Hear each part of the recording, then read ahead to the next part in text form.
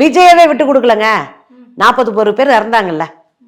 Vijay Stalin uncle, CM sir, உங்களுக்கு முதுகெலும்பு இருந்தால் பிஎம் சார்னு சொல்லி பாருங்க, வீட்டை கலக்கி விட்டுருவானுங்க. ஏன்னா அவன் மனுஷனே கிடையாது, இவர் மனுஷன்.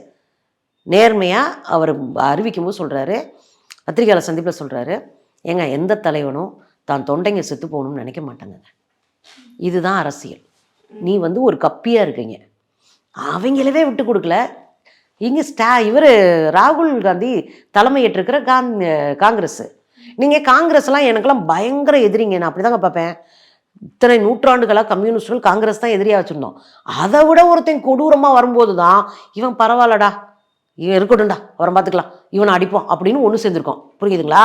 இப்போ காங்கிரஸை பொறுத்த வரையும் நம்ம ஐயா ஸ்டாலினுக்கு என்ன அப்படின்னா, ராகுல் காந்தி ஒரு ஜனநாயகமான ஒரு தலைவர்.